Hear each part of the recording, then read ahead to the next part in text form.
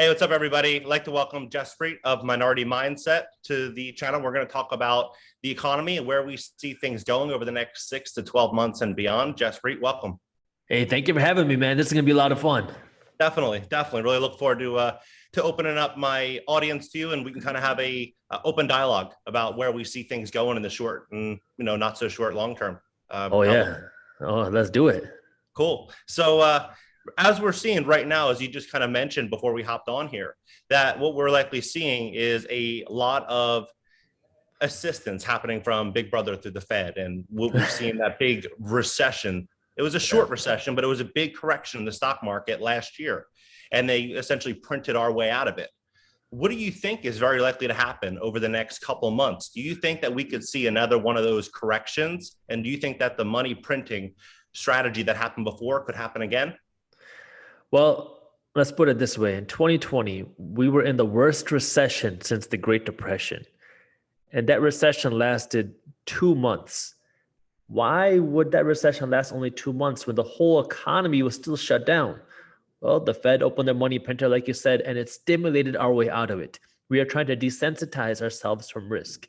Now, the reality is markets and the economy and every asset cycle has risks.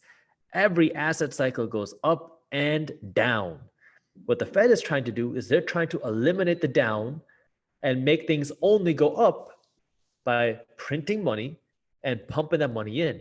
Now, there's a cost to when you do that. Yeah, you can eliminate risk in the short term because, hey, you just keep pumping up the markets, but you are diluting the value of the dollar every single time you print money.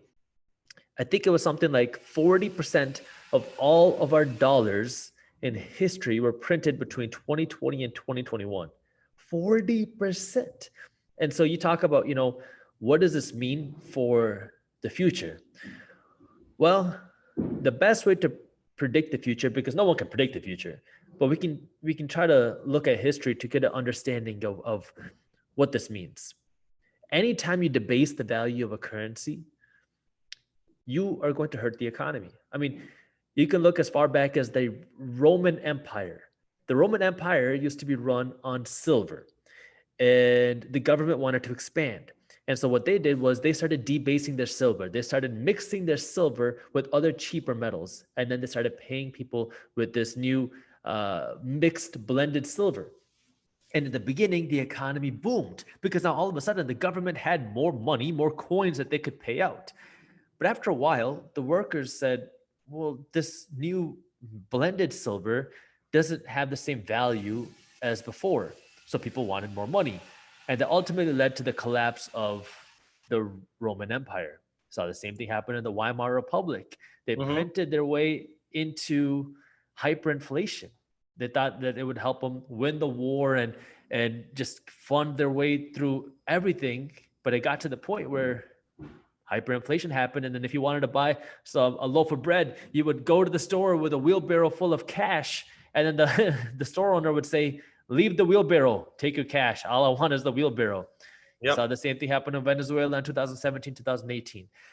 So, am I saying we're going to head into hyperinflation? No. I mean, the United States is the world's most powerful economy, the world's most powerful military. The dollar is the world's reserve currency. And so, that isn't very likely. But what we are doing is we are diluting the value of our dollars. Between 1913 and now, our dollar has lost more than 91% of its value. And so, when you say what's going to happen in the next few months, the short term is always hard to predict. There's so many things that can happen. I mean, but over the long term, we are really hurting the value of our dollar in the economy, which is something that we have to start thinking about and something that you have to start doing something about if you want to protect your money and your wealth, especially for the long term. Definitely. There was a man named Hugo, I believe it's Hugo Sloot, Hugo in the Weimar Republic. He became the richest person in Germany due to what happened with hyperinflation. He borrowed, and then he started investing in infrastructure, manufacturing facilities. He borrowed all this cheap capital, and then he rode the wave right to the top. Unlike everyone else, they pretty much got left behind during that period. The savers got really hurt. Inflation benefits those who are financially educated, and it hurts those who are not. Right. That's the reality. And we're seeing that happen right now. I mean, look, in 2020 and 2021, the government, they printed so much money. And this money went out. We'll focus just on the consumer side because we know businesses got money too. But let's look at the consumer side. People were given stimulus checks and unemployment money. Now, what happens when this money was printed and it was given to people in the form of stimulus checks and unemployment money? Well, the majority of people are not financially educated. So people took this new free money and they had to buy groceries. So they went to Kroger and they shopped there, or they went to Amazon and they shopped there, or they went to Lululemon and they shopped there, or they went to Apple and they shopped there. So now you got this free money from the government, which was printed. You shop at these stores. Now, where does all the money go? All this money was printed, given to people, and then the money funneled up to the rich and the financially educated. Right. Because now if you're a shareholder, if you're an investor in these companies, you benefited. If you're not, you're paying the price. So not only do you lose that cash, but each dollar that you earn from here on out is worth less.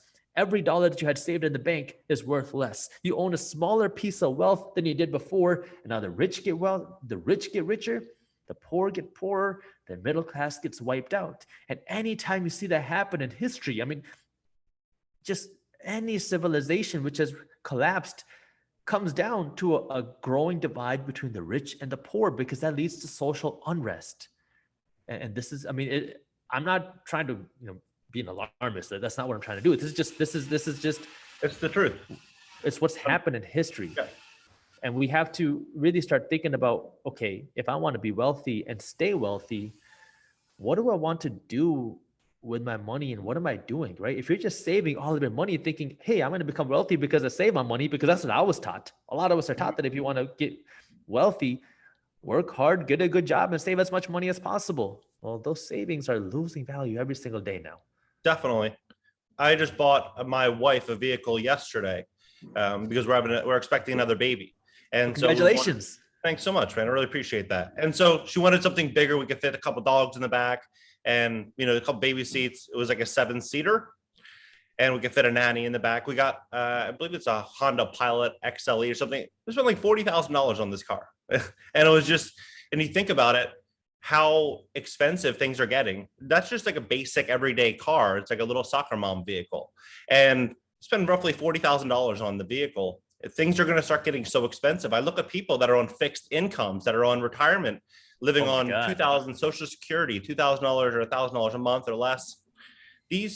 Unfortunately, these people are going to be greatly impacted as we step forward into the next 6 to 12 months, as people really start just stocking up, I think, on canned foods and things that are a bit more affordable. There's going to be less eating out, less support to small business because it's too expensive to eat out. Social Security screwed, man. You were talking about that. I mean, even before the pandemic, people were talking about Social Security drying up. Now it is a completely different mess, because right now when somebody who is a millennial or younger pays their Social Security taxes, because anytime you get paid, you and your employer both pay Social Security taxes. Right. The idea was that you're funding this quote unquote investment that will pay for you to retire. Well, now what you're doing is you are paying for somebody else to retire. That's not money going for you, because nobody thought that people would be living as long as they are now. When the government created Social Security, they expected people to die at 74. Right. Well, now you're living longer, which is good for you, but bad for the government, who did not plan for that. And so then that's where everyone says, oh, well, the government can just print more money and fund Social Security. And you're right. They can, and they probably will if that issue arises. So now, but think about this logically. The government doesn't have enough money in Social Security, so what do? They print more money, send out bigger Social Security checks. You get a bigger Social Security check, but that bigger check doesn't stretch as far now, because every dollar has now just been diluted because the government printed more money. The Fed printed more money in order to fund that check in the first place. So, like you're saying, a lot of issues going on. We are running into a retirement crisis. The more money we print, the more it can help us in the short term, but the more pain we're going to have in the long term. Definitely. One of the big problems that I'm seeing happen right now is this erosion of margins for small business. When we look at the overall US economy, we had before the pandemic about 30,500,000 small businesses. And we lost about 300,000 as they've probably more. But when we start really factoring in for all the assistance, without that assistance, it would have been much, much more. Now they're saying we have 30,200,000 small businesses. And now they're starting to increase the costs for people to actually, these small businesses to receive items through shipping. If you look at the actual cost to ship goods and the backlog in the ports, it's going to cost, I think what's ultimately going to happen is we're going to have everyday consumers looking at how much they pay on Walmart and Amazon on the apps, realizing, hey, I can save 25 or 30% going here, and they have their own shipping distribution centers. And it's just going to be more and more money spent online. That one, we also factor in some of the new passports and some of the new situations that are happening in New York and California. Yeah, I mean, the world is going to change. I mean, we've heard about, I mean, if you look at the business side of things, the Great Resignation. We have people quitting jobs voluntarily at the fastest rate we've ever seen in American history. Now, I'm a big fan of this because I think people are realizing for the first time that you should not just take a job for the paycheck. You should take a job for it to align with the lifestyle, which is good. People are learning that, hey, I can do a lot more with my life. I'm happy about that. We're also seeing a big shift into the gig economy. I love it. People are taking control of their finances in the sense where they're like, you know, I have some time in the weekend. I can drive for Uber or Lyft or deliver for Grubhub or deliver for Amazon Fresh. Good. You have the growth of Upwork and finance. Upwork and Fiverr. And people are now freelancing for another stream of income. That's good. Now, when we talk about startups, you know, entrepreneurs are going to save America. That is the way that you can save the country and the economy. Innovation is so important because, I mean, if you just look at this from a money perspective, we have national debt and we have GDP. National debt is the amount of money that we borrow that we don't earn with the government. And GDP is how much our economy grows. Well, our national debt is ballooning. I mean, it's grown significantly fast because of all the money that we're printing. Our GDP is not growing as fast as we need it to grow. And so what the government and the Fed is trying to do is they're trying to push growth through cheap debt and money printing. But the real way we can grow is through innovation. So we need more entrepreneurs. So when we talk about starting a business, it is more important than ever for entrepreneurship to be encouraged, innovation to be encouraged and pushed. And it is so important. Now, I hope and I believe that, you know, anytime there is a need, we will find a way because the American economy is the strongest economy and the most resilient economy in the world. So, you know, I believe that, you know, we will come up with new innovative ways to find a way out. But, you know, there's going to have to be changes, man. We gotta change things. And this goes down even to the basics of our school system. Our school system has not changed in a century. I mean, we're producing kids to be factory workers when you can automate a factory. Mm-hmm. And it's nuts. Like, we have to change the way we learn. We have to change things that we learn. We have to push creativity and innovation because the traditional job requirements are obsolete. The traditional education that you get in the classroom is obsolete. You have to learn to think. And if you cannot do that, you are going to also be obsolete. And you know, just look at the pandemic came with its good and bad, right? When the pandemic happened, everyone started working from home, and people also started going to school from home. So you had students who were paying $40,000, $50,000, $60,000 a year, a lot of it on student loans, paying for these great colleges who are now attending classes online, on Zoom, on Google Hangouts. And now it's like, why am I paying 60 grand a year for this when I can just go youtube.com and learn from somebody who's actually doing it, somebody who's passionate about it. And now I can pick my teacher. Because when I was in college, you know, I loved calculus. I love math. And it was kind of like a brown guy loves math. No, I did enjoy math. When I was in high school, I really loved math. And then I go to college and I took calculus. And I had a teacher who had a very strong accent, who also sucked at teaching. Not only could I not understand what he was saying, I don't think he knew what he was teaching. Like it just, no one understood anything. And it was to the point where our exams had such a large curve where if you got like a 50% on an exam, it was considered an A plus. I got a 39% on one of my exams and I got like a B plus or an A minus on it. And it's like, what am I learning from here? Versus if I want to actually learn something, I can just go onto YouTube and actually learn something from somebody I want to learn from. And that is going to change the world. And that's, I mean, it's a beautiful thing, but we're going to see a lot of changes in the school system and our whole world because of that. Yeah, I'm not sending either of my children to public school. I personally think that it's more of a indoctrination facility where they really don't learn anything. They're just basically, as you mentioned, kind of just programmed to follow. I'm going to have my own little school for my children. The world is changing, and you know, the slowest thing to change are people. Technology is changing, the economy is changing, our money is changing, but people are the slowest to change. So what do you think is the best? So shifting gears a little bit, what do you think is the best investment for people to kind of get on the right path right now with more of a stable investment? Then we can kind of talk high risk for people that are kind of in that transition from they're really going from that traditional college education, and they're maybe switching career paths. Maybe they're 25 years old or 30 years old. They had a goal, they had something in mind, and basically everything over the last 18 months kind of shifted what they thought that was their goal to now kind of repurposing their life right now. What would you say if they had, say, $20,000 and they wanted to make this transition? So I can't give financial advice, but I'll talk about what I do. I invest in 5 places: real estate, stocks, businesses, cryptocurrency, and commodities.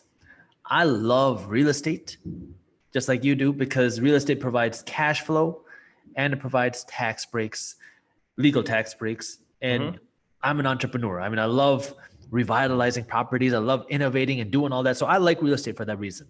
I invest in the stock market because, like I said, I believe in the American economy. And so, I invest in stocks through ETFs and I invest in individual companies. I invest in businesses, startups, because I love entrepreneurs, man. I'm an entrepreneur. So I love working with entrepreneurs. I can provide value. And so I enjoy that. I mean, it's high risk, but there's also high potential reward. Right. Then cryptocurrency. I mean, we have a brand new asset class growing right in front of us. It's a shift that people are making from the bottom up that I don't trust the government. I don't trust the Fed. We're going to start using our own currency. So, that's a shift that we're making. And within that, there's so many different technologies. I mean, it's not just the currency, right? I mean, for people who understand cryptocurrency, it's not just a dollar that you can transact. There's a whole technology behind it. I mean, Ethereum is not just a currency. It is an actual technology that has so many platforms built on top of it. And then I invest in commodities like physical gold because although I believe in the American economy, it could be wrong. And that's my insurance. That's my hedge. So when you talk about where do you invest, I started investing in real estate about 10 or so years ago. And this was at the bottom of the real estate crash. And so I was fortunate where I was getting into real estate when prices were dirt cheap. You could get properties for pennies on the dollar. Now it's opposite for real estate. You're going to be paying top dollar for properties. And so, things change, economies change, markets change, and the opportunities change. I still think real estate is a great investment. Like my funnel for investments is I'm always trying to put more money in real estate. I want to buy more properties. That's my funnel. But if you're looking for the most upside and the fastest upside, real estate might not be it. I love real estate. I'm not going to say anything against that. I love real estate, but there's so many opportunities in so many different places, and you got to figure out where you want to learn. Like if you like the stock market, there's a lot of innovation and changes in that industry. The startups, I mean, there are new regulations out there, Regulation CF, Regulation Crowdfunding, which allow regular non-accredited people, regular people to invest in startup companies with as little as $100. Again, high risk. Yeah, more like a Fundrise type of So like I'm right now starting a Reg D 506C fund. I have a team of attorneys helping me build out that infrastructure right now. It'll probably be ready in a couple months. There are some really, really great investments out there that are very, you don't need a ton of capital. You don't have to be an accredited investor. And That you didn't do take exist on the before. risk, as you mentioned, but there could be the upside, and you weigh the upsides with the downside risk, just like a Exactly. typical attorney would do. They would look at the upside, but they look at the downside first. And if the downside was much less than the potential upside, they'd move forward on it. Exactly. And so, this is where the world is changing, where, things are changing, and you have to be willing to look at non-traditional investments in that way, which is not normal because it's brand new. Mm-hmm. And then, cryptocurrency is a brand new asset class. I mean, obviously prices are significantly higher now than they were a few months ago and a couple of years ago. But again, it's a new asset class, which has a lot of room to grow, a lot of room for adoption. It's a worldwide asset class that can be used. There are so many implications about it. And, it's something that, first you got to learn about it. Mm-hmm. And for me, commodities like gold, yeah, it's just insurance. It's not an investment. I don't care what the price of gold is. It's insurance. It's something that I own. It's real money. And so, where do you go? I bought a solid amount of gold just a few weeks ago, just a hedge. Basically, forgot the money that I put in it, and we look back on the history of gold. I'm not concerned. We look at gold between 1970 and 1980, and really the recessionary periods, gold always held its value on the low end and generally outperformed the market in a lot of these big depressions. Yeah. I mean, for me, I don't even care. It's just money, right? It's a store of value. And our dollars are losing value. And it's just like, so how do you protect it? And so, and this goes down to each individual person. There are so many different things that you can do in cryptocurrency, in stocks, in startups, in real estate. It's just a matter of what you like and knowing where the opportunities are. I love real estate because I get that cash flow, the value that I want out of it. But you're not going to get the same returns in real estate today that you potentially could somewhere else. And let me ask you this about real estate. Sure. So, and I've been kind of batting this around in my head. So if we have a economy, right? Overall, we have an economy where there's a lot of people transitioning from their jobs. We have cost of goods, food, everything's going up except for wages. When people today are buying these value add multi-fam properties, right? They're buying it like a 5 or 6 cap, and their intentions to go fix it up and increase the rents. And everyone's speculating that rents tomorrow are going to be greater than rents today. How is that sustainable? It's not. That's what I think. And you have to factor that in. When I look at properties, I'm not going to overpay. And you have to, I mean, the reality is the advantage of real estate is, let's say an economic crash happens, people's jobs go away. You're going to have to factor in rent decreases. I mean, this is what happened in 2008. Rents went down because people did not have jobs. And so now the issue is people who are over leveraged, they're going to say, I need to get at least $1,500 a month in order to break even. Yep. Somebody who is not over leveraged is going to say, well, I can bring it down to $1,250.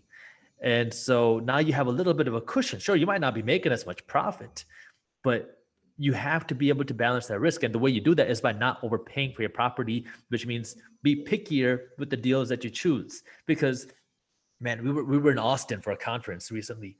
And I just like, let me look at the properties out here. I went on LoopNet.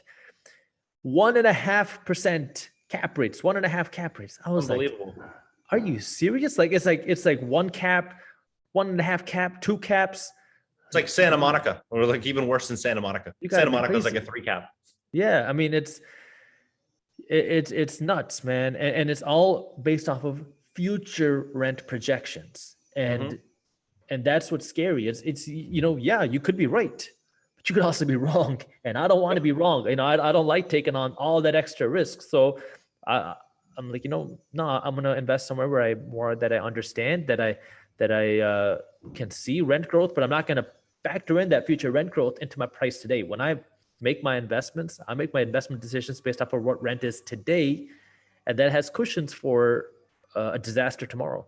Yep. Yeah, I was under contract on a property in St. Pete which is St. Petersburg, Florida, on a little beach right there, right? And we were under contract. It was $1,400 a month for the land, for the flood insurance, and just the transfer would go from $1,400 to $3,000 for the insurance.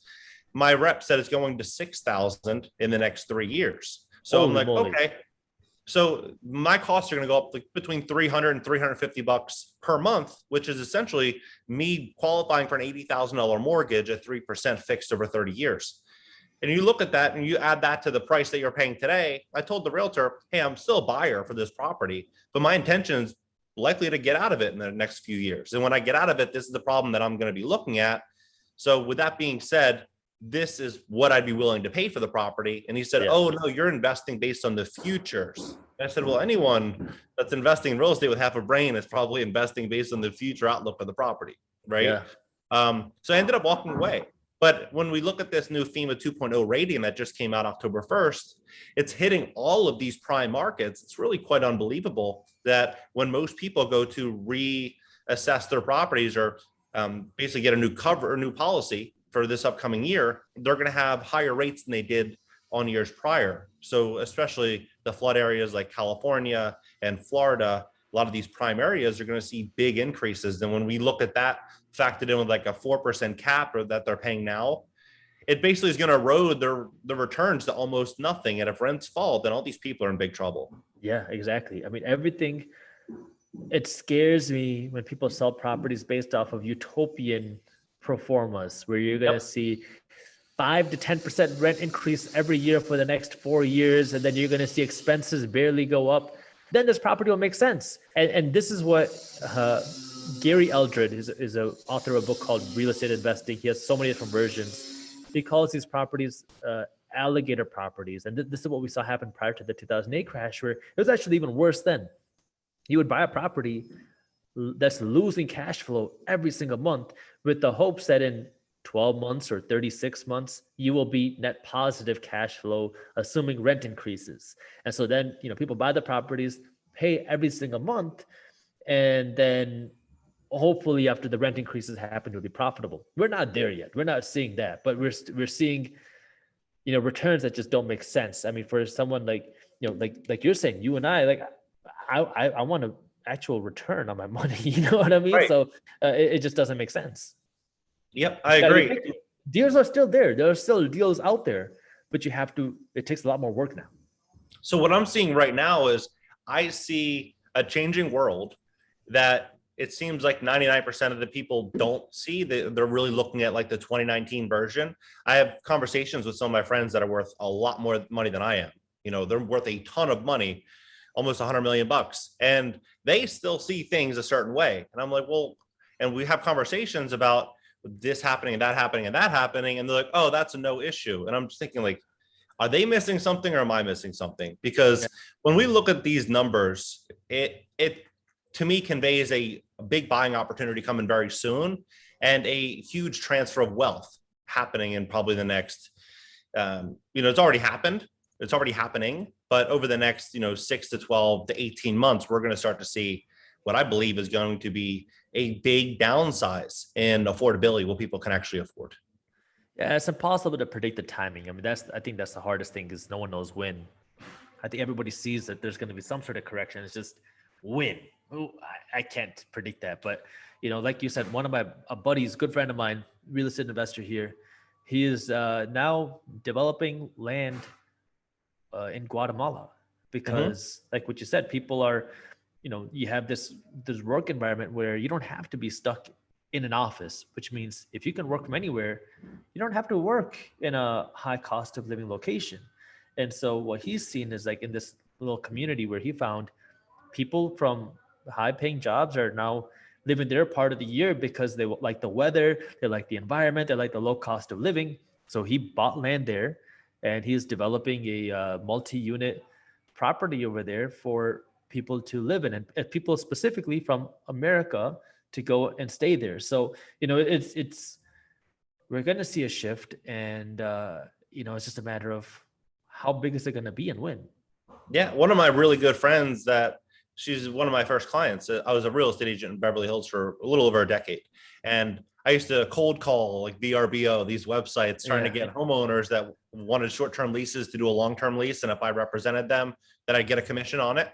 And so I remember leasing this lady's house, and ultimately the lease turned out to be a disaster because I didn't really know what I was doing. It was like just early in my career, but I said, this was my mistake, and I stayed on as a property manager at no cost and took care of her. And we ended up becoming really good friends over it. And now she has her house in Bel Air that she's no longer living in, just renting it out. And now she's in Mexico, and she's going to buy a property there because she's like, hey, I can be on the beach, eat healthy food, and I can live for a lot less, and I can live off the rental income from the LA property. And it's like, I bet you there's so many people out there right now that are in a period where they say, hey, I no longer need to go into the office. I can go anywhere in the world, live for less, and have a better life. Yeah, even I'll tell you from my perspective, like for a little while this summer, a good amount of time, my wife and I did the same thing. We're like, wait, we're all working from home. Why don't we just live out of an Airbnb? So we just traveled, and I kind of want to do that again. I think we will really soon, where you can just live in different cities and explore different places, living out of Airbnbs in different places.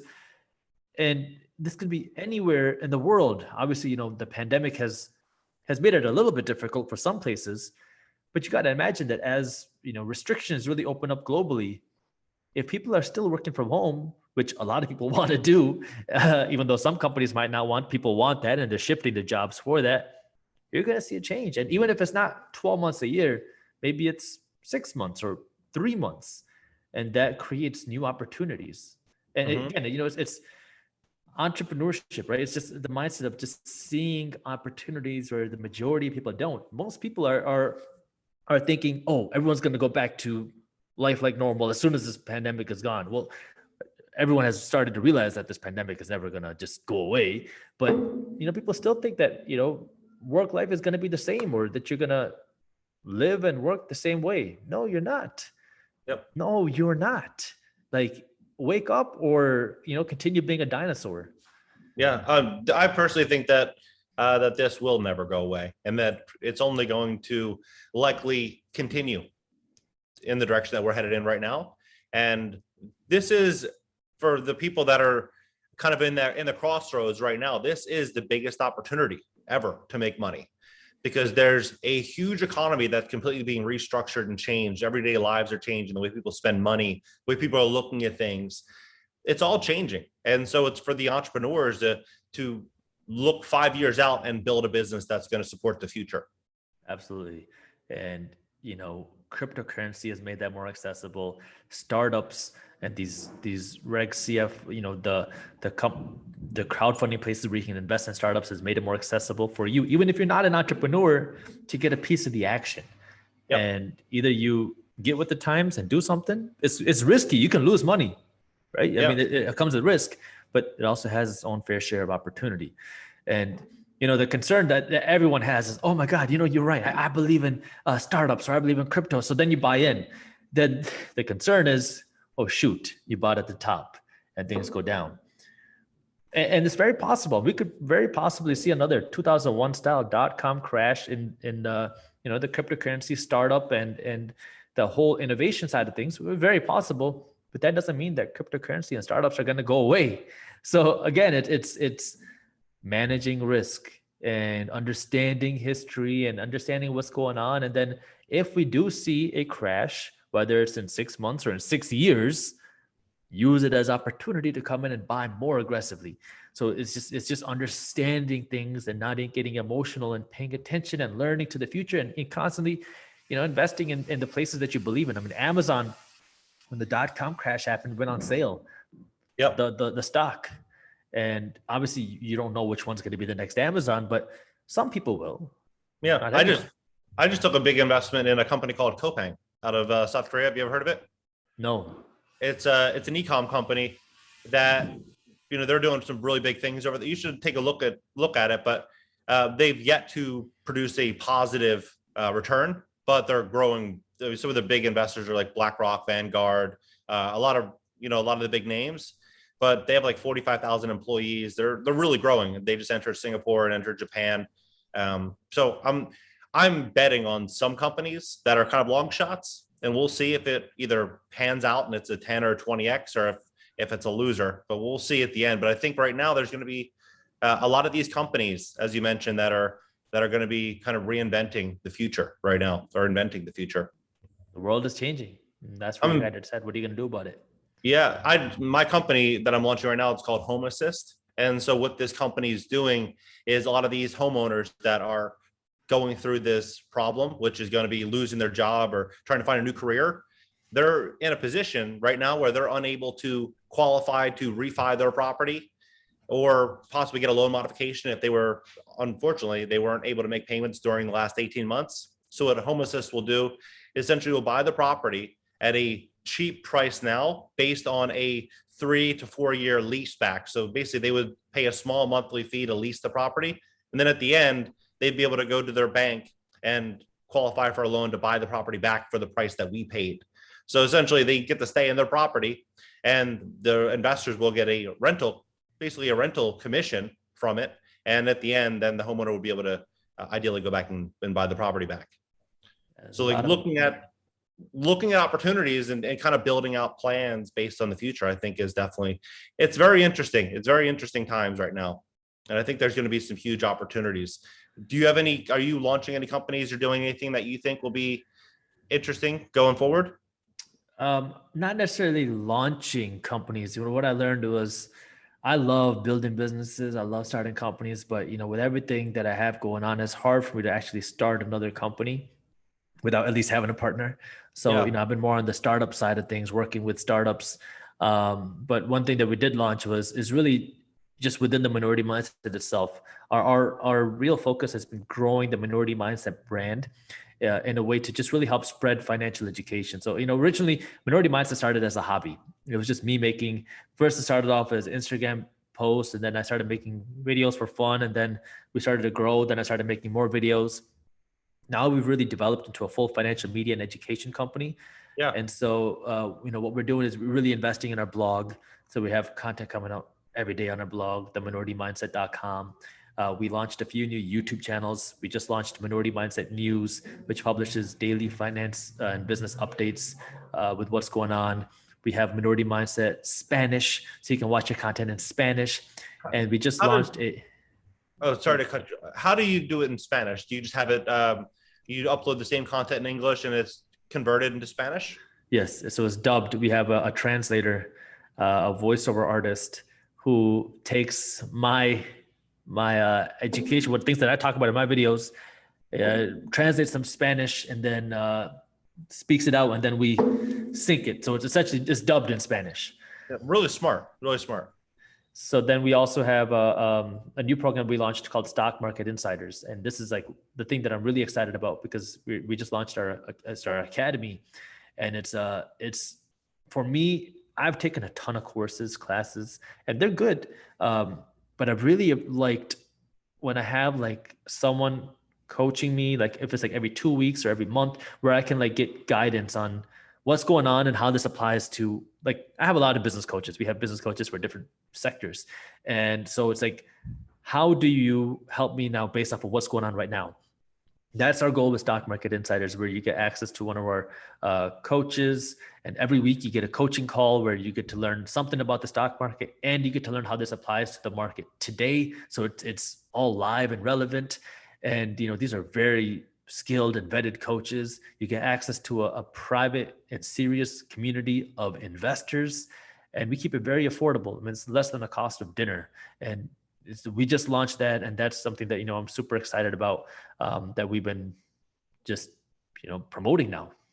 Yeah, that's the powerful thing with YouTube. I keep telling people about how powerful YouTube is in relation to almost any other platform. When we look at the business models of Facebook and Instagram, the average view time is between 3 and 6 seconds, and that business model is based on the actual creator generally paying to get in front of customers. We look at YouTube. YouTube is essentially a partner in your success. The more successful you are, the more engaged your audience is, the more it is that they're going to put your content in. Especially on the education side. I mean, I don't watch TV, so I don't really watch YouTube for the entertainment purposes. I'm sure it's there, I just don't know. Yeah. But I learned so much from YouTube. I mean, I listen to audiobooks and I watch YouTube. There's just, I used to not watch YouTube, but now, like, just there are so many smart people there, and it's just so many people you can learn from, people that you agree with and people you disagree with, and you need to learn from both. You got to understand both, because, man, the problem with social media is, when you get stuck in that rabbit hole, you start to see one side, and then the other side just looks stupid, which, you might agree with one side is just fine, but you have to understand the other side. That way you can actually be educated about the decisions that you make. And so many people are we're in an emotional culture. You say something I disagree with, I get triggered, I get angry. Yep. You need to understand and learn. I mean, ignorance is the root cause of pretty much every problem in our society. Ignorance of other people. Why does racism exist? Because people are ignorant and uneducated about other cultures. Why is financial ignorance a thing? Because we assume that money is evil, or we assume something else where we don't understand. But YouTube provides a source of education where you can literally learn anything. And man, it's changing the world, and it will change it for the people that utilize it. And if you don't, you're going to stay behind. Yep. I posted a video today on Instagram talking about what is intelligence. And intelligence is essentially the idea that you can take in new information and change your mind. So you can put yourself in positions to take in new information. If you can easily change your mind, that's a sign of intelligence. When Absolutely. You're just gung-ho on one thing and everything you see either proves you more and more right, that's a sign of something, essentially a symptom that's going to hold you back in life. 100%. I just recorded a video on books that can help you and that have changed my life. I talked about some of the most recent books that I read. I read Barack Obama's book, his most recent book, and I also read Donald Trump's book. And it's two completely different mindsets on the world, but learn from both. Well, yep. Even if you don't like one, who cares? Learn. They both have something that you can learn from. So yeah, I agree with that. I would like to get an idea of what do you see as a word of encouragement or words of opportunity to the audience. What would you like to leave the chat on? The world is changing, which is it's good or bad. It doesn't really matter. It is what it is.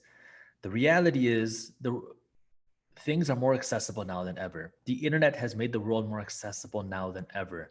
And no matter where you are, there is so much opportunity, even if you're just getting started, because there's a whole world of people that are ignorant to the fact that the world is changing.